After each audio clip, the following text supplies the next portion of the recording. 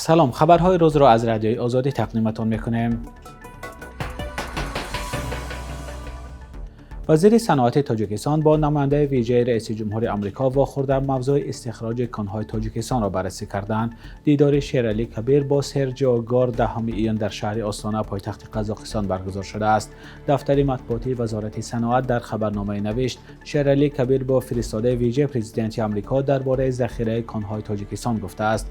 با گفته وزیر صنعت، در تاجیکستان قریب 800 کان متل و مینرال ها موجود است که از آن تنها 100 کان استخراج می شود. در این واخوری همچنین گفتند که کانهای دست ناخورده تاجیکستان امکانیت‌های وسیع را برای جلب سرمایه خارجی در این سمت فراهم می‌آورد. موضوع سرمایه‌گذاری ایالات متحده برای استخراج کانهای معدنی طبیعی در آسیای مرکزی از جمله تاجیکستان ماه نوامبر سال گذشته در واشنگتن بررسی شده بود. آن وقت دونالد ترامپ در دیدار با رهبران 5 کشور آسیای مرکزی گفته بود همکاری برای خرید و کارکرد معدن‌های کمیاب و مهم یک بخش مهم همکاری‌های دوجانبه است. در تاجیکستان دوره نوی برای خودگیری اهالی و فانی منزل برگزار می شود. طبق فرمان رئیس جمهور این معرکه ماه اکتبر سال 2030 می گذرد و از حالا باید آمادگی به آن آغاز شود.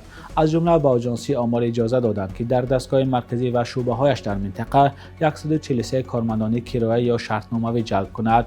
این کارمندان از سال 2026 تا آخر سال 2030 کار می کنند و معاششان باید از بودجه کشور پرداخت شود.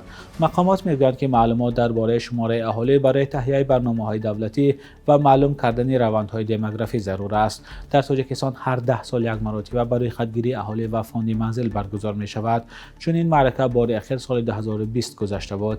طبق آخرین آمار که اول سال 2026 نشر شد، اهالی تاجیکستان به 10.7 میلیون نفر رسیده است. رجب طیب اردوغان رئیس جمهور ترکیه میگوید که حمله های اسرائیل به سوریه و لبنان به مرحله رسیده است که اکنون ترکیه را نیز تهدید میکند. اردوغان افزود که امنیت انقره با امنیت این دو کشور گره خورده است. پرزیدنت ترکیه 10 ایون در پارلمان کشورش گفت تجاوزگری اسرائیل تهدید برای تمام جهان است و باید متوقف شود. ترکیه عضو ناتو است و از سرسخت‌ترین منتقدان حمله های اسرائیل به ایران، غزه و لبنان بوده است.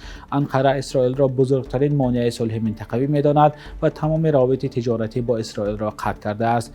رئیس جمهور ترکیه همچنین اسرائیل را به آن متهم کرده بود که در حال تلاش پنهان برای بی‌ثبات کردن کشورهای آفریقایی و منطقه میانه زمین است.